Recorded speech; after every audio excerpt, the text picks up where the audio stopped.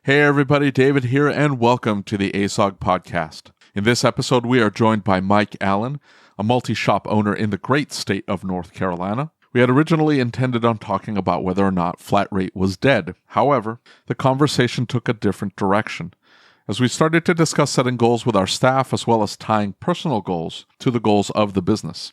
We also talked about having difficult conversations with our staff as it relates to their personal lives, as well as whether or not we should be even getting involved. We eventually get to discuss flat rate, whether or not it's still a viable pay option, as well as whether or not it is a fair way to pay our staff.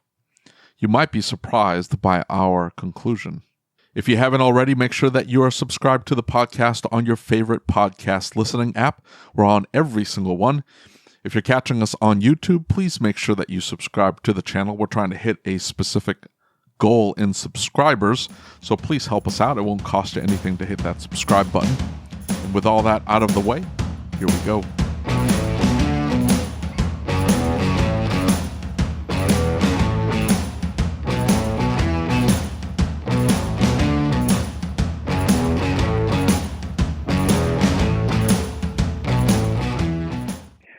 So, do either of you guys pay your technicians flat rate? I pay my technicians a salary with a flat rate type compensation bonus hoodad scale, right? What percentage of your technicians' income is incentive based? It depends. It's week to week, but typically very, very little of it is until they hit, 35 hours is the first break. Now they can go up, they can earn up to 65 an hour for that full 40 hours, depending on how many hours they turn. So they can make $2,600 a week. Oh yeah, is their max? Yes. Okay. Yeah, that's good. That's good pay. And they've got to generate 65 billable hours in 40 hours to do that. No, not in 4. Well, yes, you about backed me into a corner that I should not have backed into. Yes, in 40 hours, in only 40 hours. Yes, 40 hours. Well, so that's a conversation that's happening at my shops right now. Actually, with my business partner and I, is I've got some dudes that are super money motivated, and they would work until 9 or 10 o'clock at night, 4 nights a week, if we would let them, because they want to get 100 hours. Right. But one, that's going to kill them eventually. They can't maintain that for long. And two, right. I mean, they need to go home and be with their family, or go do their hobbies, or go do whatever it is that they do outside of work. And so we're thinking about putting in place a maximum number of hours per week, whatever that number is, or just a rule that you got to go home by 5:30. We close at 5. I understand sometimes things stretch over a little bit, or you want to hang out and be social, but we got to stop working on cars and go have a life outside of work at 5:30. Right. Yeah. Well, so we have a very kind of similar situation here. We will do what it takes to make sure, and we're not so much money motivated here. Most of the techs are really motivated to serve their customers and take care of their customers. And so we have an amazing staff here. And one of the things that we have really got to the point we're doing is that they are really killing it as far as process and flow and hours and making things happen the way that they need to happen. But I will not stand for them staying here all the time. I will not stand for them working day and night and on weekends, right? I will go in and tell them, hey, you've got a family. It's time to go home, right? It doesn't matter. It's a car. It'll be here. We're never, Rick said something to me years ago that's always kind of stood out. And he said, hey, when you run out of work at the shop, when you run out of things to do, the business is dead. You're done. You never run out. So you have to learn to enjoy life with tasks on your plate. You're not going to run out of things to do. You have to understand that. And so my message to my techs is look, the purpose of working is to provide for your family. You can't forget that you're raising a family and being a part of that family because you're working, right? You have to spend time with your family. That's the whole point of it. I don't want to look back in 20 years. I don't want to be here 80 and 90 hours a week. You can't look back and say, oops, I forgot to spend time with my family and kids. And look, Dutch has got on to me for that before. And Dutch has said, hey, listen, sometimes you have to give up now for benefits down the road. Well, I get that. But, I've got a 2-year-old little boy. And there's going to come a day when I get home and he doesn't want to see me. While he's running to me and screaming and happy to see me now, I want to take advantage of that. So there is a conversation that's actively happening in my household right now. Is I've got some loved ones and some mentors that are getting up in years. And this gentleman that I look up to is 85 years old. He's dying. He's not going to live much longer. And he told me last weekend, he said, Mike, you're in the best years of your life. Don't waste them on work. Yes. And he's not implying that I should not work, right? But he sees me going down the same path he did, and he looking back on a very financially successful life. The dude's well-to-do, right? He doesn't have a good relationship. He doesn't have a good relationship with his kids because he wasn't there when they were kids. So I know this episode's not about work-life balance or about prioritization or family goal setting, but that's certainly a conversation that's happening in my family right now. Is how to strike that balance. Definitely. And see, that's the thing is that we're working to earn a living. And I understand that the harder we work now, the more reward later, right? I get that. I'm not saying that's not true. I'm just saying that there's also the time aspect that you're trading for that. And at some point that scale can get off balance and we don't realize it's getting off balance. And I know a lot of shop owners who are guilty of this. I've been guilty of this, that when we go home, we're still caught up in the shop in our heads and we don't truly engage with our family. We don't truly spend time with our family.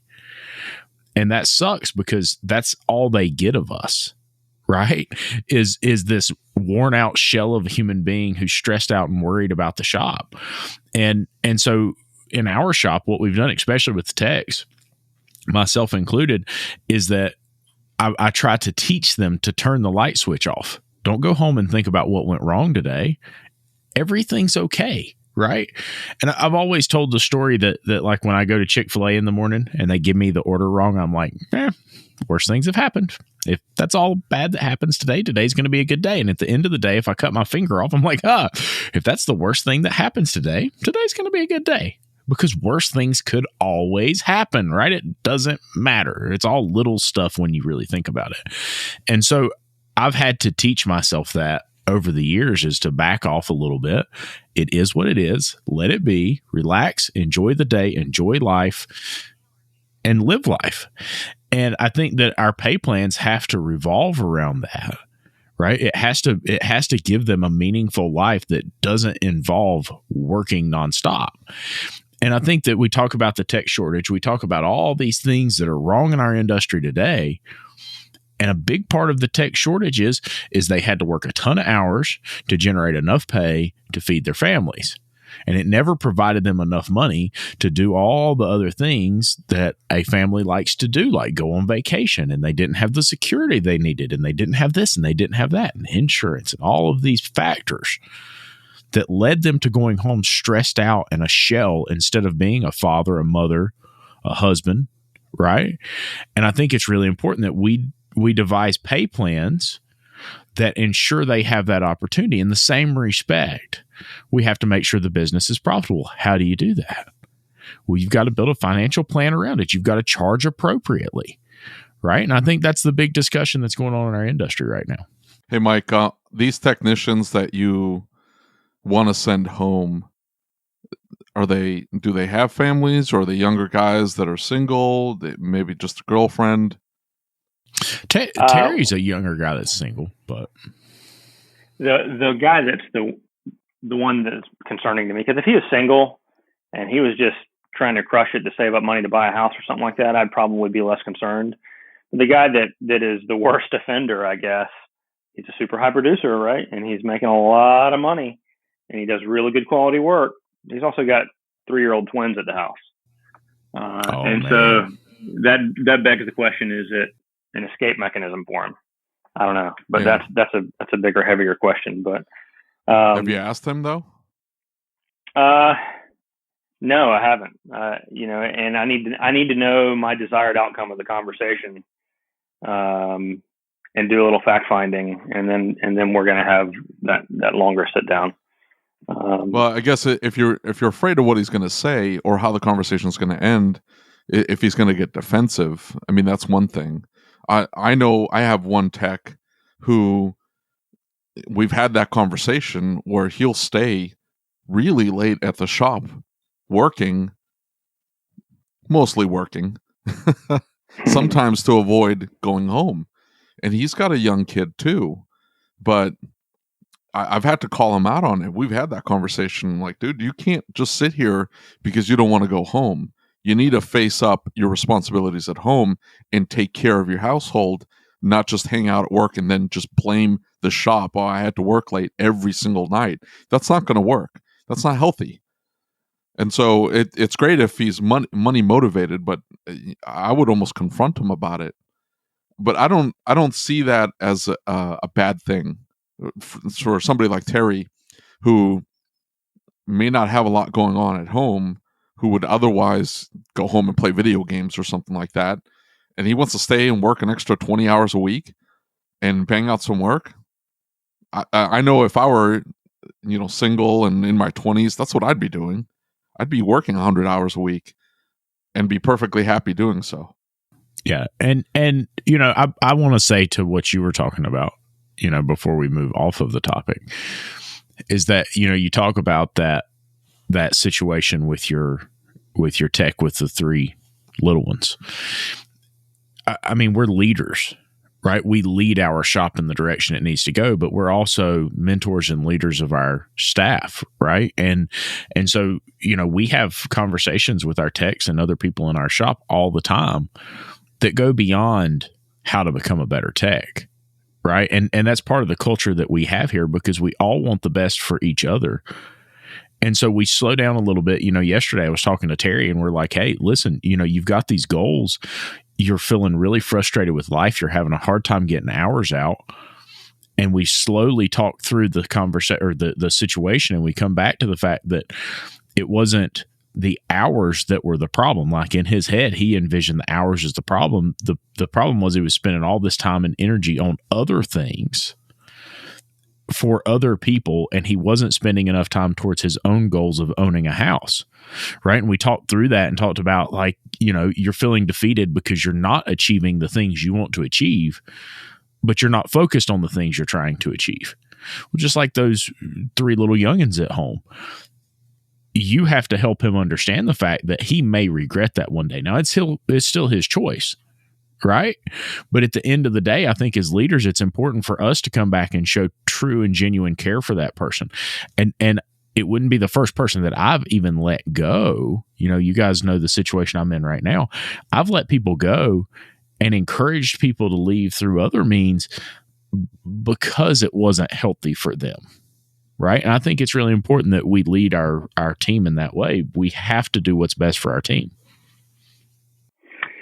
Well, that's an area that I've tried to push into in the past with developing my team outside of, just their work task. Right. So once someone has been with us for a certain amount of time, we have a requirement of 40 hours of paid training per year that's specific to their job task. So, advisors need to improve their skill set for 40 hours a year, and technicians do that and whatnot. After 3 years, if they're meeting that requirement every year, they have the option to devote a portion of that CE to things that are unrelated to work, be that financial management, be that, estate planning, or if you want to learn another language or whatever that might be. Nobody takes advantage of it. I've offered to send anyone on my team to pay for them to go to the Dave Ramsey course. Had one person in years take advantage of it. So is that maybe I'm not presenting it in a manner that they realize the value of it. But it's just like, if you have a retirement plan as one of your benefits and you've got match on that, that is one of the very best investments you can make, is at least maximize the company match, right? And it's like 50-50 people that take advantage of it. And maybe I'm failing to show them the power of compound interest or of planning ahead or whatever it might be. Well, here's the thing: is I think that there's a large majority of human beings who go through life and they never set that goal or set that destination, and they never, set the pathway to it.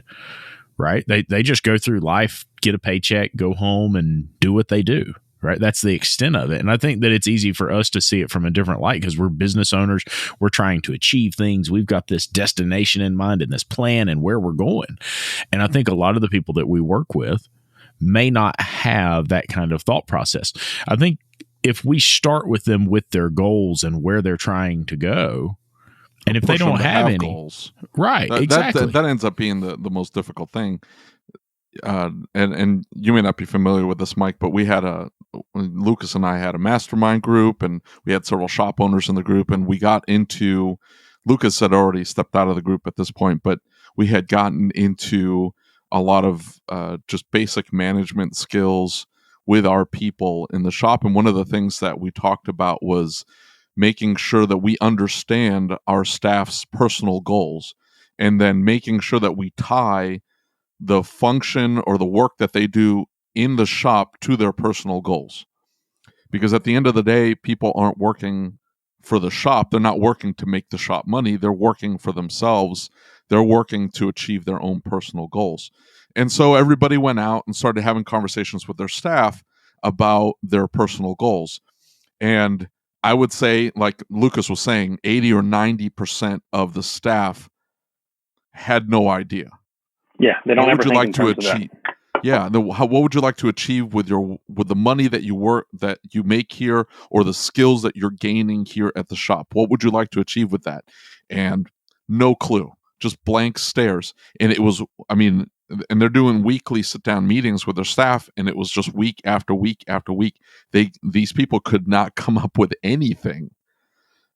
And so I think it gets really difficult to have these type of conversations, like you're saying, Lucas, sitting down and having that conversation with that tech who's banging out 100 hours a week, but he's got twins at home that he should be going home to and being a father to, having that conversation and saying, hey, that's not my goal. My wife takes care of the kids. I'm here to make money.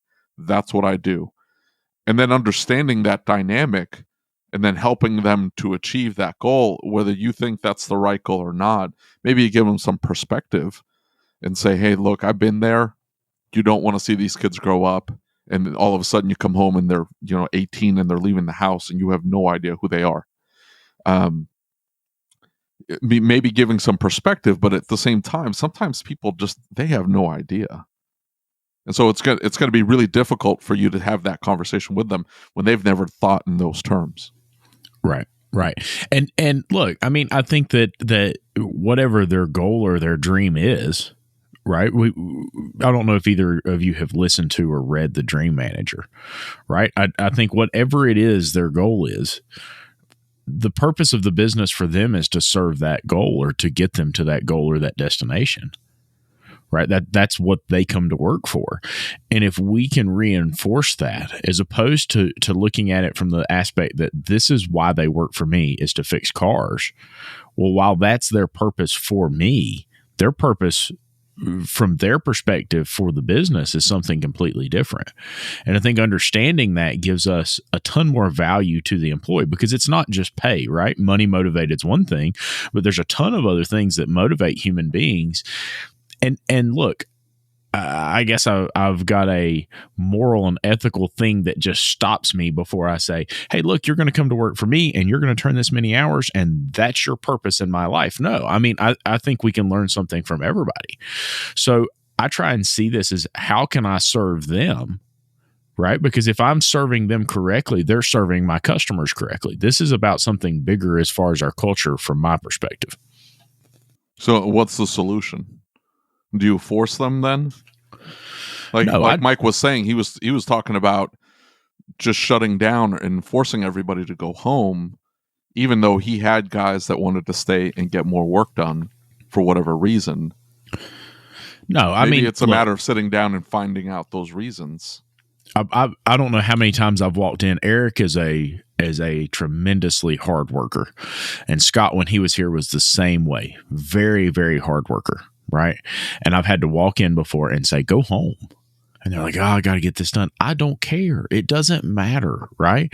Well, but the customer this and the customer that, and we've got this, and we're so busy. It's okay, because it's always going to be here. You're going to come in Monday, and no matter what, there's always going to be something to do. If you're trying to overcome this constantly, you're never going to overcome it. You're going to burn yourself out. Go home, relax. It's not a big deal. We'll finish it Monday. Who cares, right? And I think the thing is that we have to be that leader. You just go in and you talk to them and you explain why it's more important for you at 5 o'clock on a Friday or 5 o'clock on a Thursday or whatever it is. Go home and enjoy your family. Now, if they choose to stay, I can't force them if they want to work on their car, if they want to come in and clean the shop. I'm not going to say, no, you can't do that, because that damages your culture. But the fact that I've reached out to them and say, hey, I really care about you. I just want to do what's best for you. Go on home, man. It's not that big of a deal. Now, there's times that I'm stressed out and I really don't feel that way. Let's be real. I mean, there are times that we've missed deadlines and we've got work piled up and people are going to be frustrated because we're dropping balls left and right. And I really don't feel like I can say, go home. You've got to go home, take care of your family. But guess what I do? I walk into the shop and say, guys, go home. It's all right. It's not a big deal. Right now, I might stay and work a little bit late, but and I've tried not to do that myself. I try and go home. When we had an advisor in here, and hopefully when we hire another advisor, I would go home at 4:30 and spend a few minutes with my family. When we started doing the podcast, I would leave at 4 o'clock, so I got to see my kids before they went to bed. And so I think it's important to set priorities that are outside of work, and can't force them to do it, can't make them do it. But you should at least talk to them about it. I think that's the point, is having that conversation. So a couple of weeks ago, one of my buddies, I'm sure you guys know him or know of him, is Greg Buckley at Buckley's Auto Care in Delaware. Yeah. Buckley! What an awesome dude. Absolutely. But he had a meeting with his entire team, and he drew out a tape measure 79 inches out and laid it on the floor, and he had put a tick mark along the tape measure for each one of his team members at their age number. And his whole staff is male. He said, the average American male lives to 79 years old, and here's where you are along that path. And some of them are in their 50s. One of them's 60. He was like, here's how much of your life you have spent to this point. Here's how much you have left. What are the things that you want to do? What are your goals? What are the things you've always said one day? If not now, when are you going to do those things? It's time to start thinking about goals. Exactly. And I thought that was super powerful. So I've set the plan to do that at our next shop meeting, to try to quantify for the team why it's important to have goals. And they don't just have to be about work. They don't have to be about money. Maybe they're about traveling. Maybe they're about, I've always wanted that car. Well, what are you doing to get closer to having that car? What are you doing to get closer to taking your family to the Grand Canyon? You want to go to Hawaii. Well, are the decisions you're making in your financial life moving you closer or further away from Hawaii? That's a very valid point, right? And that was the conversation that I had with one of our techs yesterday, was that, we were talking about, he wants a house. Great. You're spending all this money and you're doing all these things, going in all these different directions, and you're feeling frustrated because more money's not coming in, but you're not focusing your energy and you're not focusing your direction in a house. You're going and helping person A and you're helping person B, and that was for free and this was for free, and you're exhausting yourself. You're going out till 3 and 4 in the morning trying to go do something fun with this person. Or you just went and bought that F-250 because it was really cool.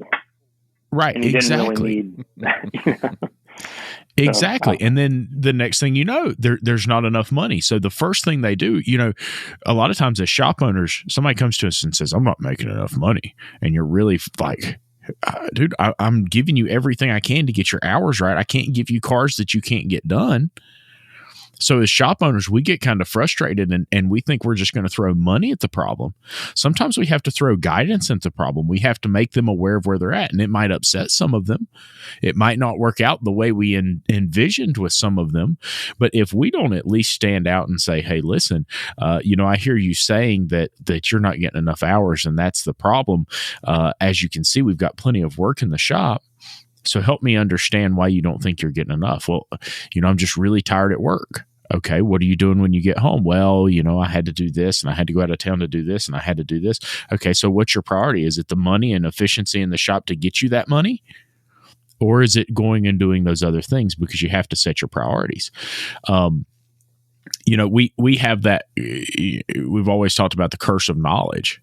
And we always think about ourselves and it's like, we know how much we paid for a part and we know how much time it takes to do something. So when we sell something, we've got that curse of knowledge and it worries us. Or, maybe it's that we're talking to a customer and we say, hey, listen, your mass airflow sensor's bad and it's not reading the proper grams per second and you need a mass airflow sensor. They don't understand what that device does. So we've limited ourselves with the curse of knowledge and that person understanding us.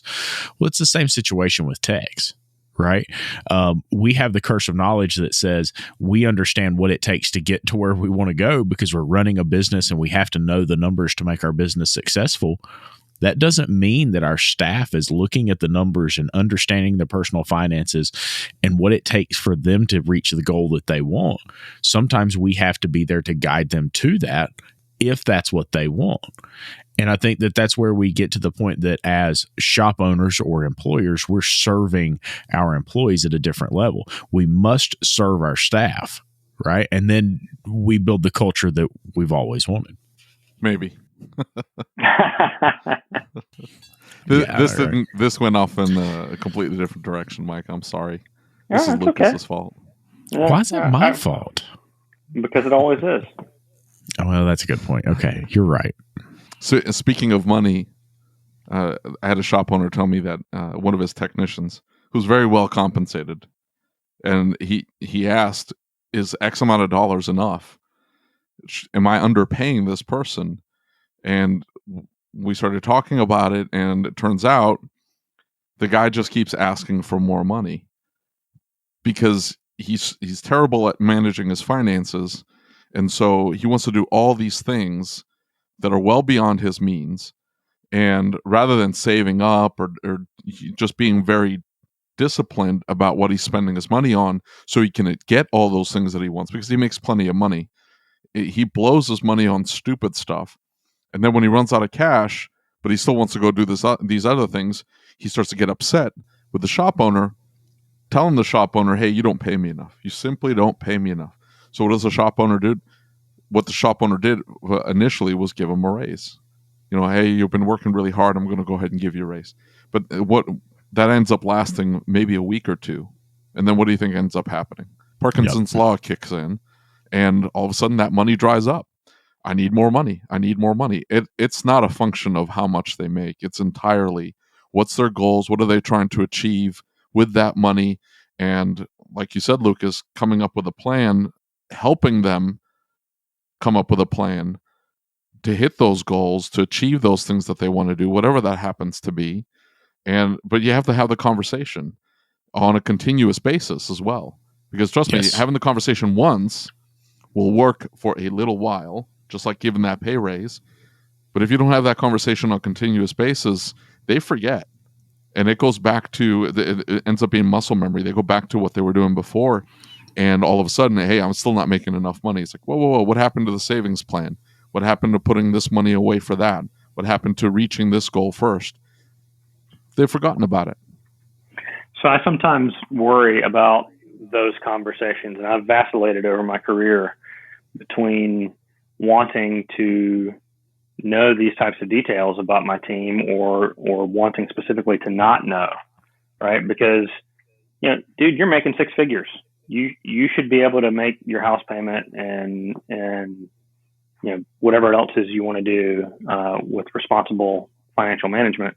It's not my job to manage your finances for you. I'll provide for you the tools you need to learn how to do it. But at a certain point, I'm a big believer of personal responsibility. Yes. Almost everyone in the world finds themselves today in a place and a condition that is the result of the decisions they have made throughout their life. Amen. Yes. Absolutely. Bad things happen. Random things happen. That's true. But on the whole, you're where you are right now because of the decisions you've made in your life. Right. So are we, this sounds so boomer. Just go ahead and say, okay, boomer, put on your big boy pants and go to work and take some responsibility. And I'm not running a daycare. I'm running a business. And that's totally not the way to interact with people today. I know that, but that's my default when I start getting, flush with emotion about things. So, right. Well, I mean, look, here's the deal is that at the end of the day, when we get into these situations with staff members, right, where they're not happy with where we're at. I mean, look, I think as business owners, we have a responsibility to make sure that we're providing a living wage, right? I think that's really important. I think that is something that we owe. Based on the value they bring to the company.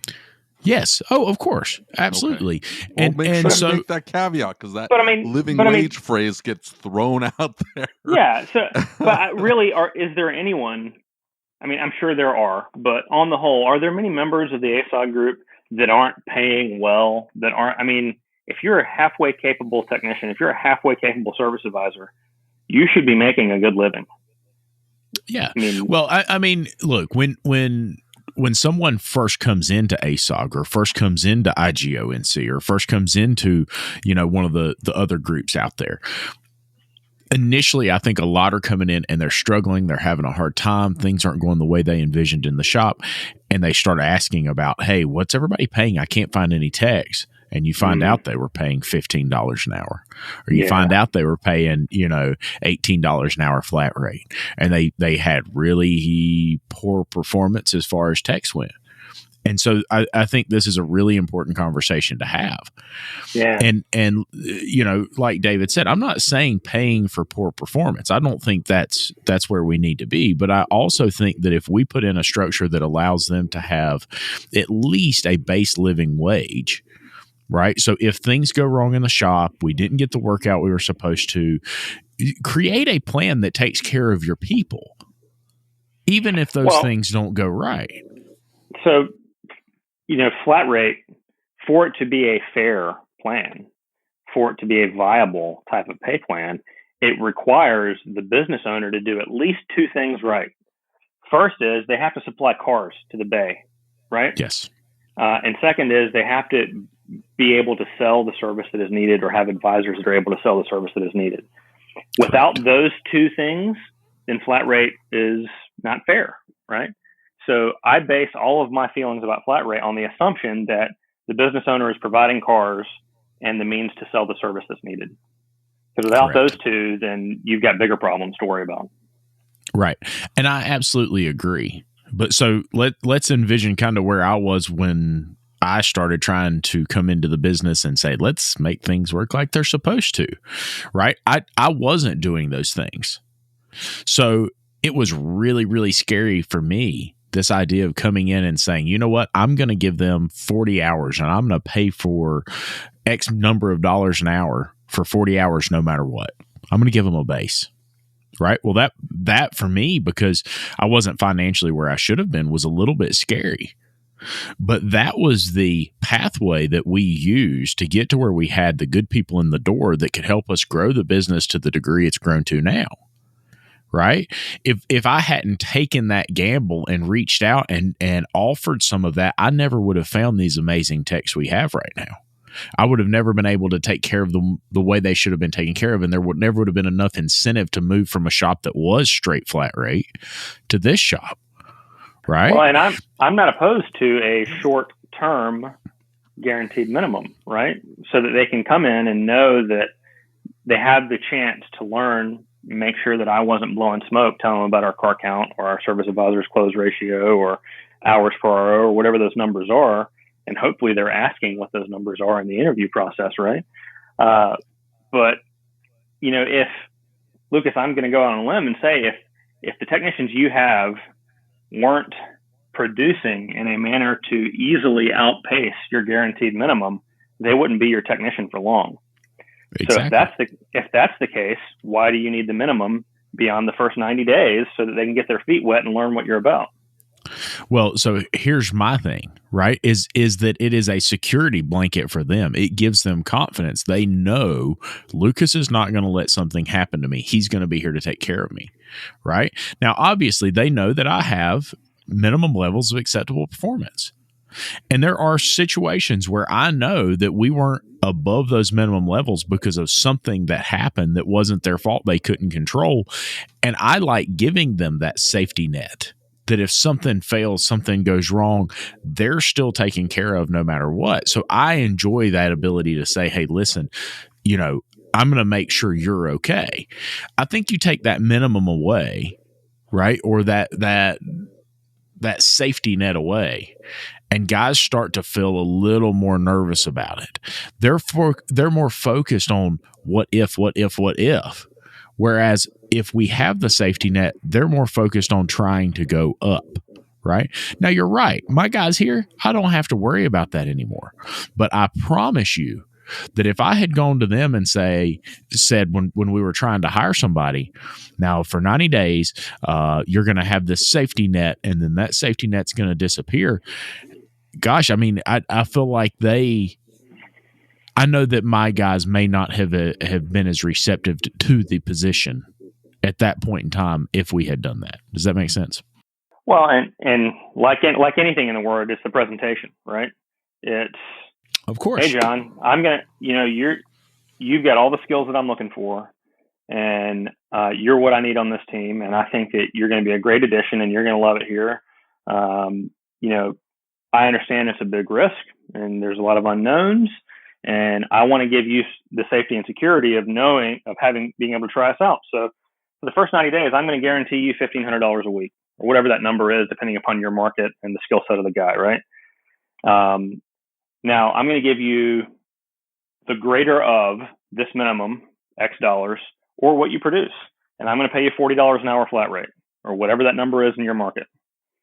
And let's be frank, you're not going to be happy if you just earn that minimum. And I'm not going to be happy either, but I believe that you're going to blow that out of the water. And I'm going to guarantee you at least 4 cars a day, right? And if you follow our processes and our procedures and you do a comprehensive DVI, we're going to estimate everything and present everything. And my service advisors are rock stars. If you follow all that, you're never going to have to worry about that minimum. Neither am I, right? It's the same conversation.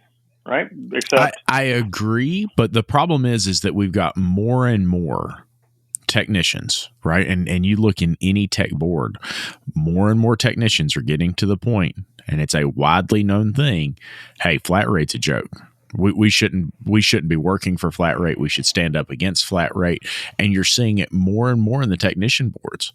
So I think if we continue to pay that way, eventually we back ourselves into a corner where less and less people, we're pulling from a smaller pool of technicians at that point who are willing to do that. Now, your extremely good technicians are most likely in that pool, right? Oh, yeah. They want to be in that pool because they know on flat rate, hey, I can turn some hours, I can do really well.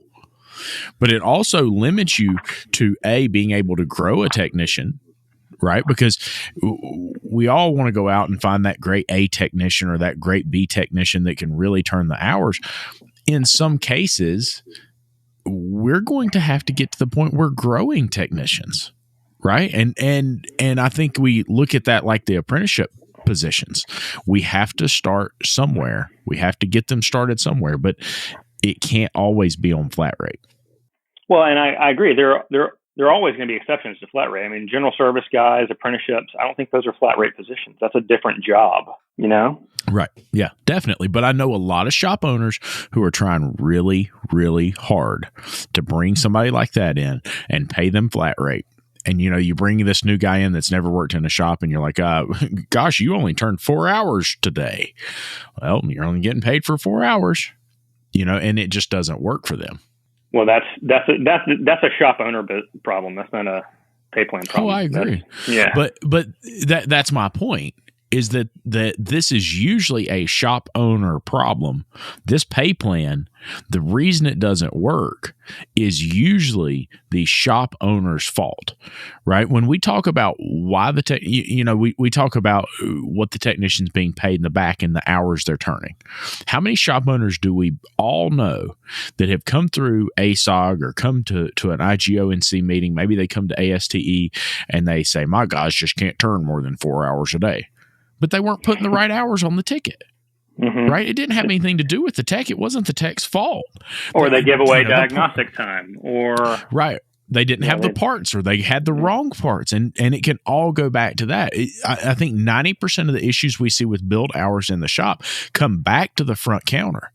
So when I devised our pay plan with my coach, we took into recognition the reason the hours weren't where they were supposed to be was more of a front counter and front of house problem, not a back of house problem. And we had to work to fix that. So in order to get there, we had to make some choices about the pay plan that would have been better at protecting the technicians. And that's what the technicians on the boards don't understand. Well, the technicians on the board all want a salary and say that they're going to. No. That's the problem, though. That's the problem, though, because I guarantee you, if you send me a hardcore flat, I pay my guy's salary, and we have a lot of stuff that goes sideways, and I understand my deficiencies as a service advisor or as expediter. I understand my deficiencies as a service advisor and as an expediter. And so if you send me a flat rate guy, he's going to see how much space I have, my car count, and he's going to know he's not going to make as much money here as he would at a different shop that will give him maybe 3 or 4 bays to move around, packs the shop with cars all the time, however they do it. And he'll know that if he goes to that shop, he's going to make a ton of money because he can turn some hours. But if he comes here, he's going to be like, I'm going to have one lift, maybe a mid-rise lift for a more difficult, longer-term project. And there's only so many cars per day, and if the job turns sideways, I got to push the car out of the bay. This isn't going to work.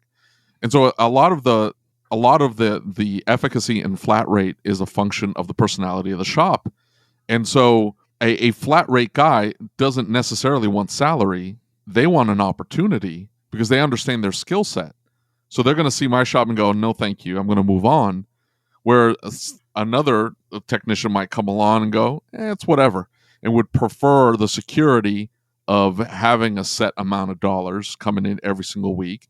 And they don't mind dealing with the rust, and they don't mind dealing with harder diag, and they don't mind dealing with some of the other BS that we deal with here at this shop, because they understand it's either that or I have to go to a flat rate type of shop. But I don't think there's anything wrong with going either direction. Yeah, I agree. I mean, so what everybody has to do is you have to design and implement a compensation package that is right for your clients, it's right for your team, and it's right for your business. And that's different for everybody. I mean, what's right for an electrical specialist that's working out of 2 bays is not the same thing as what's right for, the guy who just moved into the old Sears Auto Center with 18 bays. They're different operations with different goals. But I can tell you, I can count on 2 hands the number of highly skilled, highly efficient technicians that I've ever met that aren't on primarily incentive-based compensation packages. And I can count on 1 hand the number of those guys that were pure salary. Almost all, I'm not talking about guys that work on Lambos or guys that work on really old classics or whatever else, but general service, high-level technicians, those guys want to be incentivized based on performance. And another thing is, they want to be able to understand and know their pay plan easily. It can't be super complex. It can't have 5 different sliding scales and that kind of stuff. Flat rate is super easy to understand. And for a dude who's motivated and efficient and skilled, he knows that he can make bank with that. And that bank helps him get to those other goals that he set if he's being led by us properly to know what his goals are, right? So hold on. I'd like to ask you this, Mike. Yeah. Do you think that pool, I 100% agree with what you just said. I think the top skilled, very efficient the most efficient technicians out there, the ones that understand their skill set and they can narrow it down. And I know exactly how I need to move on a daily basis in order to bang out maximum hours and make a ton of money. And they don't want to work at a shop like mine. They want to work at the shop that moved into the old Sears Center with 18 bays. They want to have 3 or 4 bays to themselves because they know how to work it and make a ton of money. Do you find that pool of available technicians that are like that getting smaller and smaller? Not yet. I find that the talking heads in our industry are saying that it is, and maybe it just hasn't gotten to my market yet. I'm in Central North Carolina. It's a great place to live. People are moving here in droves. Maybe it's just not hit here yet. But in my experience, it's the total package, right? They don't come to us or to anywhere just for the pay plan only. What are the other benefits? What's the culture like? What's the facility like? Is it air conditioned, right? All of these things play into the decision-making process. So we're talking about one facet of a nuanced, complex decision. But no, I don't find that the pool is getting thin yet, as long as you're paying properly. And that might be another thing. Flat rate is a train wreck if you're paying dudes $20 an hour. At least it is in my area. For sure. Yes. Yeah. But if you're 35, 40, 45, you can get some really strong operators, right? So I'll say that in my market, we've got a fairly large pool of flat rate techs that make a lot of money on flat rate, but they tend to come from the dealerships. And pulling them out of a dealership, I'm thinking of one guy in particular. I talked to him. He was making, 6 figures at the Nissan dealership, and he was working some long hours, but he could turn some hours, but he worked on Nissans. And so the conversation went like, well, what about working on a Ford? What about working on a Jaguar every so often? And he got scared. He's like, man, I don't know. I don't know that I can turn the hours that you need me to turn or that I would like to turn working on whatever comes in the door. That was his hesitancy in jumping ship, and ultimately it didn't work out because he knew that he could bang out the hours on a Nissan. And so here in my market, you have a larger pool of salary type guys that are willing to take on any project, but they don't want to have to worry that, hey, I only did 32 hours this week, and I need 40, to pay my bills. This is a problem for me. So they prefer that salary, that guarantee. Well, I would prefer a guaranteed salary also, but I've made the value judgment that I want to take the risk of owning a business in exchange for the reward that I believe I can earn, right? So it's a meritocracy. The world is a meritocracy. Are you gonna, are you gonna be willing to take that risk for the high reward, or are you gonna sit on the bench? That's such a terrible cliche. I'm sorry. So my question is are your shops full of technicians right now? Are you full up on technicians? I will be on the 16th when a dude who moves his box in that is working his notice right now. Okay. Right. And so you've talked to them. You pay straight flat rate. You've talked to the techs. You've got a feel for it. How do they feel about it? What are their thoughts? Have you had anybody complain? Have you had anybody say anything negative about flat rate? One, interestingly, who is the oldest guy in the operation, who is my lowest producer, who also has a perpetually very negative attitude. And he's probably, the weakest link in our organization, and he's got a victim mentality. And here's where I struggle with that, right? Is, oh, you're giving me too many waiters. You're giving me too many oil changes. And then well, if that's a problem, I need to fix that, man, because you shouldn't be unfairly treated. You shouldn't be getting too many state inspections or too many waiters or whatever it is. Let's go pull those numbers and look. And then we sit down together and we pull the numbers. And it's exactly equitable because our scheduling system is built that way within the business. And I know that that's the case beforehand, but he needs to see that, right? And what it is he's doing lower quality DVIs. So there's less to be presented. So there's less sold. So he gets less hours. And he's also inefficient because he's too busy listening to his chosen political, talk radio, getting angry about, whatever the outrage of the day is. Right. So that's a mentality thing. And that's a tangent that I didn't mean to go on. That is just, No, I mean, I think it's valid. So I want to ask you this. You bring up a really valid point, and you talk about scheduling. Scheduling definitely, if you're doing flat rate, scheduling has to be set up properly, whether it's dispatching to strengths. We make sure that we provide a balanced flow, especially when we get more technicians. And one thing about flat rate is especially when you grow to the size that you are, Mike, we definitely have to make sure that we can manage our pay plans. And I think that in your case, flat rate is probably the easiest to manage. We've set our pay plans up to where our labor GP is locked, right? We know that if no matter where they're at, as far as billed hours, we know it's locked. And I think that's somewhere that if we're doing a straight salary or something like that, we have to be very careful, because it's easy to skew our labor GP. So we have to build a measure of safety into that. But I think it's very, very important that we build a system that works and we're fair to our technicians. When you talk about scheduling, what scheduling method are you using that ensures it's a fair system? Well, I mean, we're in TechMetric, right? And the scheduling module in TechMetric it's not one of their strongest suits, but they're working on it. But I mean, we have certain methods of notating appointments to indicate if it's a waiter or whatever it is and what technician is going to get it. And the shops are different because the capacity is different and the car count's different between the shops. But, in the big store, nobody gets more than 2 waiters a day. So if we've got 8 waiters on the schedule that day, then there are no more waiters that day. If Miss Jones wants to come in and get an oil service and wait while it's done, she's going to have to come in the next day. And so, if somebody's getting a 3rd waiter in a day, it's really weird and really odd. Same thing with state inspections. The guys just don't enjoy doing state inspections because they're state inspections. So no more than 2 per day, waiter or not. So it's just easy to make rules like that, and you just got to make sure that you got to watch it and make sure that it's done and follow through. And they appreciate that, and they squeal when the rules are broken, so we know when the rules are being broken.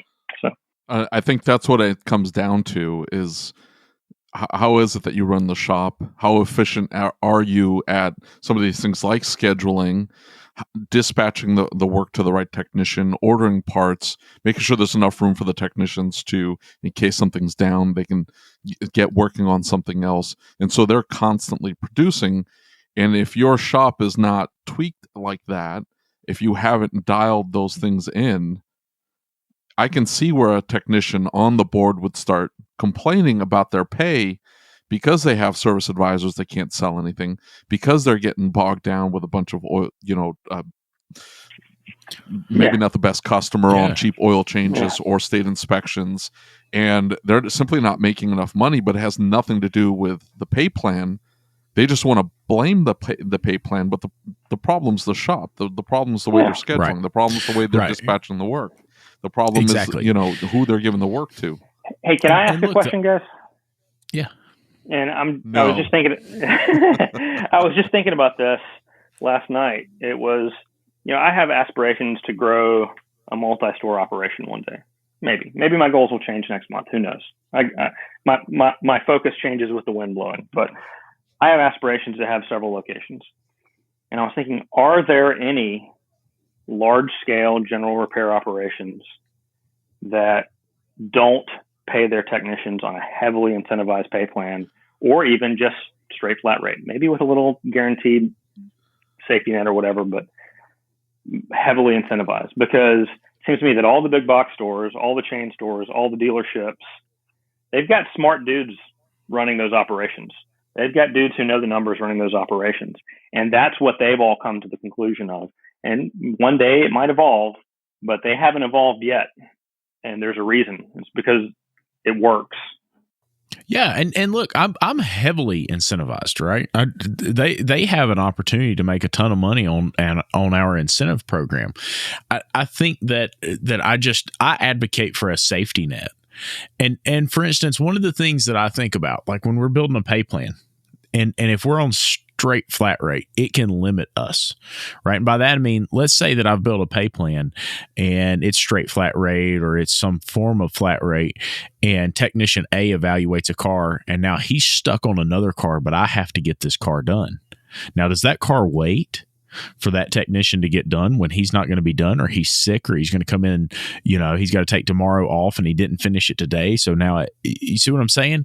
So now it kind of gives me this like weighted scale. Is it the customer getting what the customer needs and taking care of the customer, or is the technician being paid fairly because it's his job, and if he wants to be paid fairly, he has to have that because he did the evaluation? They get upset. We start accidentally stealing hours from them to give it to technician B.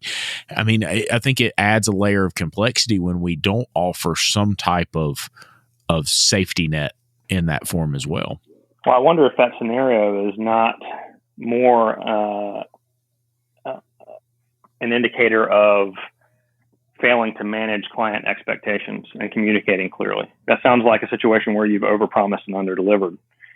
If Miss Jones says if Miss Jones drops a car off at lunch on Thursday and says, I've got to have this back Friday morning, and Tommy is off on Friday, probably doesn't need to be dispatched to Tommy, right? Oh, absolutely. Absolutely. But you have to look at this from my perspective. I'm a smaller shop. I've got 2 technicians. I've got a GS tech, but I've got 2 technicians and a GS, right? Mm-hmm. So the point is I get into a situation, we only have 2.5 bays. I get into a situation where it's just not possible to manipulate and move that the way it needs to go. It just is what it is in our current situation. Obviously, we're fixing that, but it leads a layer of complexity there that is difficult to overcome in some cases. Yeah. That was Mike's point, though. Look at the Mike larger operations. His name's Mike Allen for a reason. Look at the larger operations. I think you're correct, Mike, in saying that if you want to scale and you want to be, if you want to get to the size of a Firestone, even if it's just regionally, if you want to own 6, 7, 8, 10 stores, I think you have to pay a flat rate. Salary makes it really difficult. For whatever reason, if there's a slowdown or whatever, the profitability of the shop's going to take a big hit. I don't think you're going to see any big box store, any larger operation paying salary or paying a big base salary. I don't think there are any. I think you're absolutely right. There are. And maybe somebody will chime in and say, yeah, I own 3 stores and I pay all my guys' salary, but I doubt it. I highly doubt it. However, it might exist, but if it does, it's a unicorn. Yeah, absolutely. Now, again, that's why I keep saying it's a function of what you hope to accomplish with the store, what type of store you want to be. I have no intentions of opening up a second shop whatsoever. In fact, if anybody listening wants to buy this shop, they're more than welcome to it. I will sell it cheap. So, hey, David, I don't know. I think you both know this. I'm in my office and I can see the security cameras all around the shop. If it gets noisy, it's because there's about 50. I don't know if they're Amish. I mean, they look a lot like you, David. I don't know, but they're all they're dressed up in period typical clothing and they're doing a photo shoot on the front porch of the shop. So just so if it gets loud. Are you serious? Did you know that this was going to happen, or is it totally random? No. And the Mystery so that Hills these random lot, people are on your property right now taking pictures. Yeah, and so I can see half of our other businesses' parking lot. I can see probably 250 or 300 cars in the parking lot right now. So is the hill open today? Mm-hmm. Well, hey, listen, good. Mystery Hill closes 2 days a year, Thanksgiving and Christmas. And my mama works every other day. Back to my point. Thank you. No, you don't. Back to my point. No, I don't want to talk to you. You want to sell your business. You're not even a good. No. That's not here. Right. I have a nice mic. That's it. That's all you got. That's nice. Hey, now.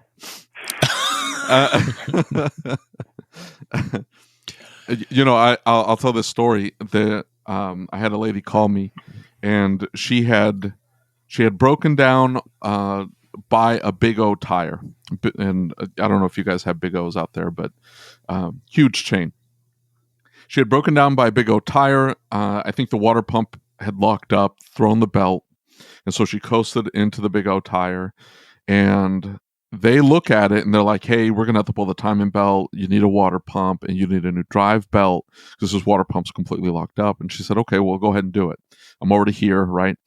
Let's get this knocked out. And the car sat there for like 3 days. And she kept calling and saying, hey, what's going on with my car? And they're like, well, we had to get this special tool. And there's a special tool that you slip over the cam gears to hold them in place. And they have to be, in a certain position. And the tool holds them in that position while you're swapping out the timing belt. And she's like, okay, well, that's fine. The tool's available around here. Like you can just walk into the tool store and buy it. They're fairly inexpensive. But they told her that it was a very expensive, fancy tool that they had to special order. So a couple more days go by, and they finally admit to her that, hey, the guy that does the timing belts, he got hurt, and he's going to be off work for a while longer, and so we're not going to be able to get this job done for you, but we're so sorry, we're going to have to tow it to another shop. And though she called us, and of course we were like, yeah, sure, bring it down. And so we put the timing belt and all that done, or got all that done for her. But in my mind, I just couldn't do that. I couldn't be that shop. Now, I guarantee you that Big O makes way more money than I do. I mean, it's not even close, right? But I don't know that I could have that conversation with the customer. I don't know that I could say, hey, the one guy that I have that does timing belts, because everybody else is doing steering and suspension work or just doing tires or whatever, my one timing belt guy, he's gone. I can't help you. I need to tow this to somebody else who can do the work. I don't know that in my view, in my mind, when I think of a quote unquote flat rate shop, and I'm not saying that's how your shops are, Mike, but I think of a flat nothing rate but tire shop, dudes. that's all tire guys. That's that they do way more than tires, and they're doing steering and suspension, and they're doing water pumps and things like that. But they're the skill set of their guys are very specific. Mm-hmm. This guy can do gaskets. This guy can do this guy, and they've tailored the business in a way to maximize the profitability of that skill set of those guys. And so they flood the shop with car count, and they're able to make a ton of money. While my guys here, they have to do everything. They have to do the oil changes. They have to do the tires. They have to do the alignment. It's whoever is available gets the next car. And even if one guy will inspect it, the other guy has to fix it. It's whatever. It's a lot more loosey goosey. I guess that's the point.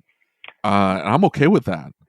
Well, and that's a factor of the business that you want to have in place. Like what they've done is they're following, the EMF method, right? They wrote the procedures and the processes. They designed the job descriptions, and they've hired the lowest possible skill set to fill the needs of each position, because that controls expenses. And that's what, that's what Gerber says in EMF is, once you've got the book written on how to do, Mike's auto repair, then fill it with the lowest level skill possible. And I'm not sure that I'm comfortable with that, but that's the way big chains become big chains. That's for sure. Yeah. So you're in your mind, or I guess in your goal setting, because you have two shops now, you want to grow it to say whatever the number happens to be. Mm-hmm. How are you going to? Because you said it yourself. I don't know that I could do that, or I don't know that I believe in that. So, I mean, how are you going to deal with that? Well, and what I think I will do to deal with that, and what I actually do, I don't know. But what I think will be the case is I need to have one or two highly skilled, do-it-all, true-to-goodness A-techs per location. And then probably the rest of the shop's going to be built out with GS and B-techs, right? And it depends on the size of the operation, but I think you need one guy there. Maybe that's what Big O has, and that one guy pulled his back out. The water pump dude pulled his back out. Maybe he's truly an A-tech. I don't know, but I think it's not realistic if your goals are to be a multi-shop operator to fill your shop with master techs, because that was one of my bragging points when I was one location for a long time, was every man in this building is a master technician. And it's really hard to maintain that level. So, for sure. Well, look, and I think you said something really important a few minutes ago, and you said you've got to strategize your business, or you've got to design your business around, or your pay plan around your business goals, or the type of business you operate. So many shop owners don't do that. Right? They come in and say, I'm just going to give you flat rate. You have to think we're in a group of shop owners that really takes things to the next level. A lot of the shop owners who are listening to this, a lot of the shop owners who are coming into ASOG or whatever group they're going into, listen, they're just now starting to figure out this doesn't work. Right? Whatever it is, but they're not planning the pay plan around the business design and the way they want the business to operate. And I think it's very, very important that we sit down and take some of these things into consideration. We design a plan or a direction that we're going with the business, what fits the business best, and follow that plan, right? So, for instance, a flat rate would not work well in my shop. It just wouldn't work well for us because of the way we operate the business. And we know that, but for years I tried to pay flat rate and couldn't figure out why it didn't work. Yeah. It's because it wouldn't work for my design. You have technicians threatening to quit because it's like, hey, man, I'm not making good money consistently. It's up and down. It's all over the place. And you're like, oh, okay. Well, yeah, that's a lot. It has everything to do with how I schedule, how many cars I bring in, how much space we have. You have to pivot. So I think what I'm getting from this conversation, and obviously I'm biased, is not that flat rate is dead or that flat rate is the tool of the devil. It's that flat rate is a great pay plan in the right situations, and it's a train wreck in the wrong ones. Absolutely. So, absolutely. I feel like so many people. I'm almost going to say, I'm going to make an admission here. The biggest reason I pay salary is because I'm lazy and I don't want to calculate any hours. I just want to hit a button and boop, salaries, the pay's out, and I don't have to mess with it. That's the biggest reason I pay salary. Admissions have to be if we don't know it already. You know right? that, right? Okay. Like, well, I don't think I've admitted it on the podcast, but I think if you are making flat rate work, you probably run a tighter operation than if you're a shop that can't make flat rate work. Yes. In most instances. Now, obviously, like Lucas, he barely has any room and he's working out in parking lots. So if you're doing that, it's probably not a good idea that you put your guys on flat rate. But if you do have space, because I've talked to shop owners that have 1 or 1.5 technicians and 10 bays, and they're not paying their guys flat rate for whatever reason, or they can't make flat rate work. That's probably more of a function of how you operate the business. It's not as tightly ran as, say, Mike, how he runs his business and who he has on the front counter and the processes and procedures he has in place. And like Mike said, also be very careful about the complicated pay plans. I was talking to one technician who had this very elaborate pay plan. And in his head, it made sense. You get to this many hours, your pay goes to this, and you get to this many hours, your pay goes to that. And he had one of his technicians come up to him and says, like, man, I'm not making good money. And he's like, well, if you just, got another 3 hours a week, your pay would go to this, and then you'd make this much money. And he's like, man, I just don't understand it. I don't get it. I could be making more money, you're telling me, but I'm not making more money, and I don't know. There's a disconnect there. And he tried to explain the pay plan to me, and my eyes started to glaze over about 3 minutes into it. And I'm like, holy crap, dude, you just get rid of it. Yeah. Like, dumb it way down. Like Mike was saying, flat rate's easy. It's X amount of dollars for whatever it is that you bill out. That's it. And that's what he needed to go to, but the whole complicated pay plan or tiered thing, I don't know how you do it, Lucas. No idea. I mean, ours is really not that complicated, right? Ours is strictly based off of, so you've got a base, and then every so many hours, your hourly rate for that base goes up. So it's just an Excel spreadsheet. You type in how many hours they got, and it tells you what their pay amount is. It's as simple as that.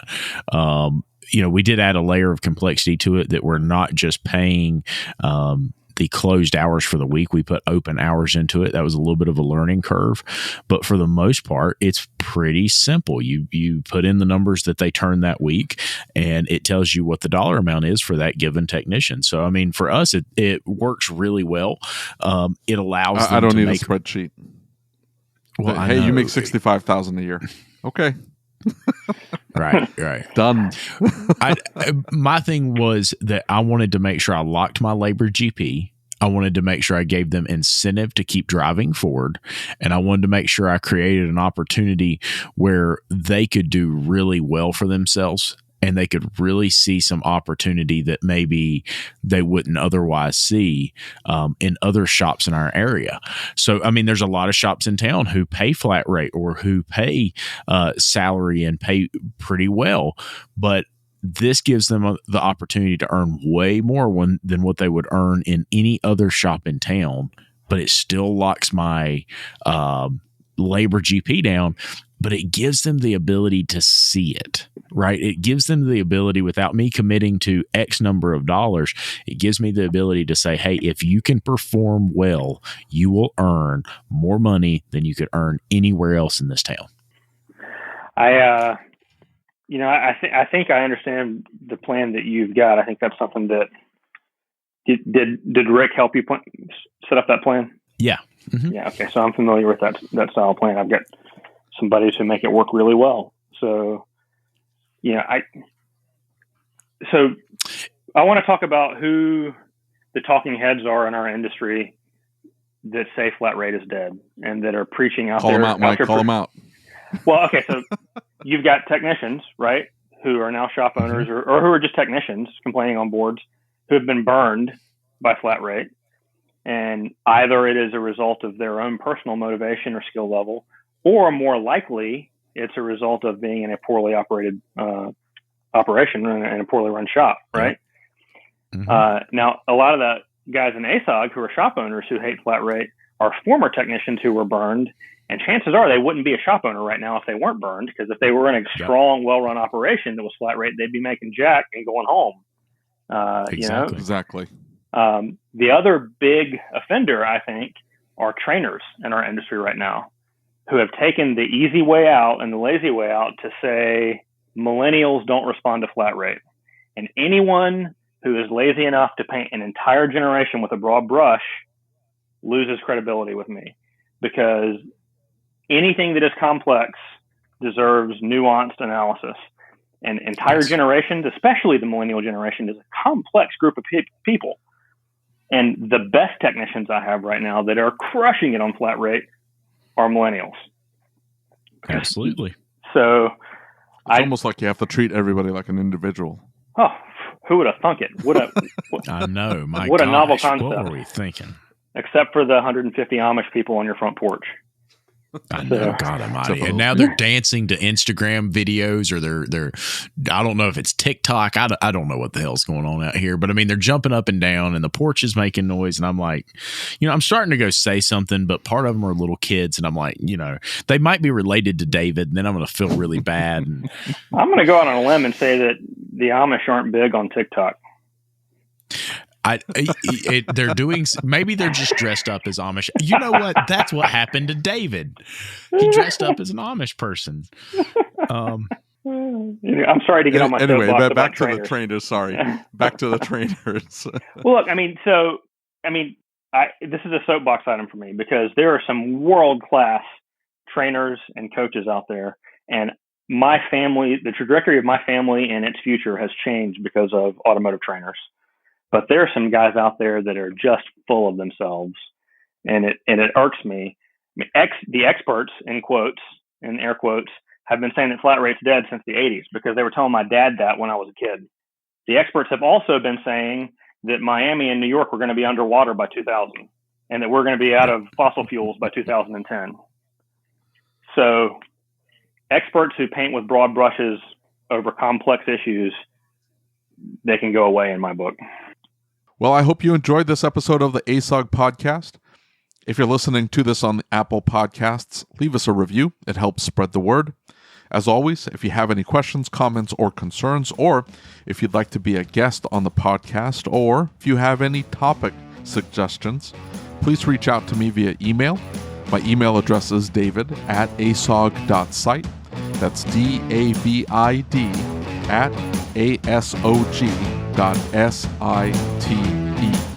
Until next time.